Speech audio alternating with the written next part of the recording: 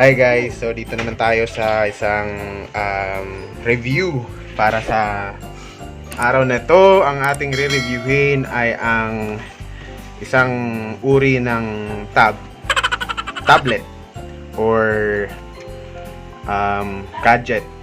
So ano to guys, brand to ng mga cellphone tsaka mga gadget, Itel. So kung makikita nyo dyan guys, Itel or Itel, wala mo paano basahin yan, pero made in China to guys, local. So tinatawag lang local kasi intended siya para sa Pilipinas, hindi siya branded. So siguro kung may nakakita sa inyo nito doon sa mga mall, so eto, watch this before you buy next. Okay, so i-review natin guys. So wala akong masyadong alam sa gadgets, pero mag-aalam-alam lang tayo. Pero yun guys, nabili namin ito sa isang mall, worth 3,999. So ano lang to guys, pang YouTube. Pero tingnan natin yung yung specs niya, just in case na hindi nyo nakita ito sa mga mall. So ito na lang yung gawin yung reference. So Prime Tab ang parang model niya, Prime Tab 1. Tapos may siya, yung screen niya is 7 inches. Tapos yung battery life niya is 4,000 mAh. So medyo mababa, pero pag hindi naman heavy duty yung gagamitin mo, so ang gagawin ko dito ay bababaan ko yung niya, parang brightness. Tapos mayroon siyang 5.0 MP or megapixel na rear camera. So yan yung sa likod, and yung RAM niya guys ay 2 gig.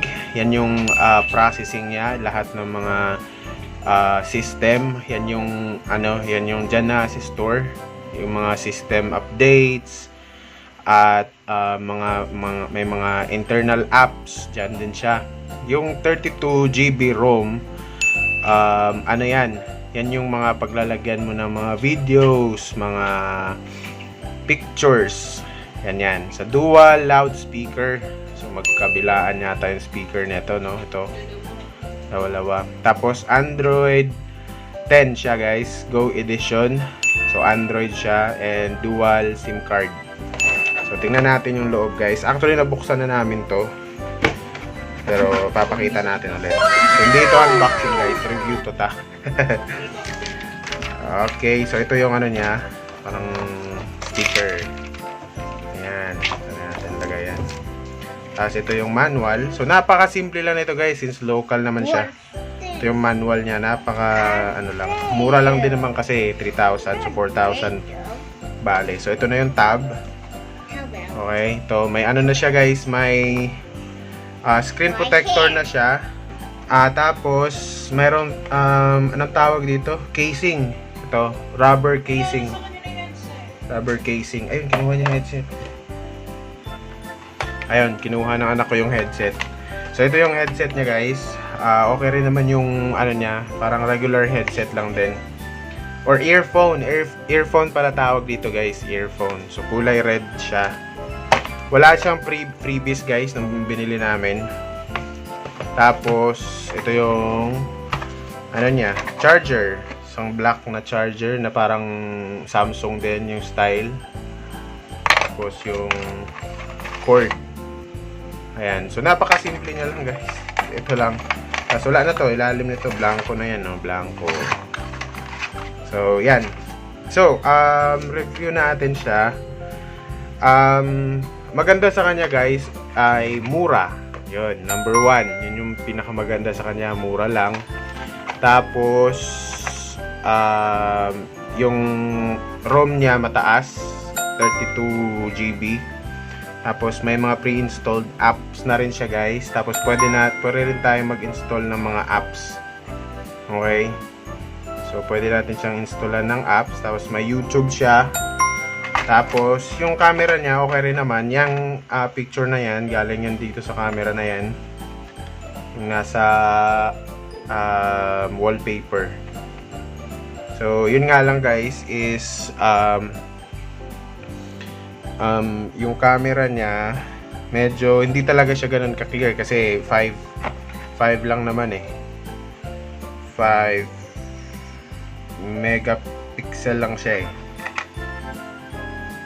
So yan oh. Okay na rin, diba? Pero yun. Ano talaga, hindi siya compare sa mga Vivo, Oppo, hindi talaga siya ganun ka clear. Tapos ayun lang. Tapos okay rin naman yung screen niya guys, malaki talaga. And pag nanonood ka ng YouTube, okay naman, nakakonect siya sa Wi-Fi. Hindi naman siya nagloloko, hindi siya naghahang. And durable naman siya so far. Nakailang bagsak na rin siya. At ayan. So okay naman. Okay yung touch niya. Touch, ang tawag doon? Touching. Touch indicator. Touch panel. O yan, touch panel.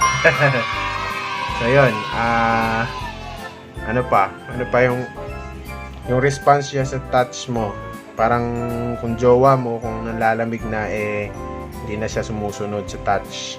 What? So yan guys, yan lang. Okay naman siya guys. So siyempre 4,000 pesos for a tablet. So dati nakakabili kami ng 5,000. Parang ganito na rin yung ano niya, style Korea, pero mababa yung specs nun. Ito naman, medyo okay na yung specs niya. And at the same time, yun, pwede nang pagkaabalahan ng Junakis pang YouTube. Yun nga lang, hindi to pwede pang advice nung binilhan namin na wag daw gamitin pang online class kasi mabilis daw mapuno. Kasi maraming kayong i-install pag nag-online class, di ba? So, ayan. Depende na rin siguro sa paggamit yun guys. Kasi kung madiskarte kang estudyante, di punta ka sa internet cafe. Pag may mga kailangan i-upload, i-download, di ba? Pag ano lang, zoom lang, pwede na dito. Kasi mayroon siyang Play Store. Yan. May Play Store. So, pwede kang mag-download ng mga apps. Or ano, di ba? Zoom, ganyan. So, yan guys. Yan yung ating review. Okay siya. Yeah! Okay siya so far. So, yun nga, may dual SIM card to guys. So, pwedeng gamitin pang tawag. Okay yung ano niya guys, yung tunog. Pakinggan natin. Full volume. Tapos, yan. Yan, diba? Lakas, oh. Pinig sa kapitbahay to. Ayan. So, pwede na pang, ano, pang YouTube. Guys. Ayan. So, yan yung ating review guys for this Itel Tab. Itel brand, tapos Prime Tab yung parang pinaka-model. Prime Tab 1. Yun na, kinukuha na siya ng may-ari. Ayun guys, thank you for watching. God bless.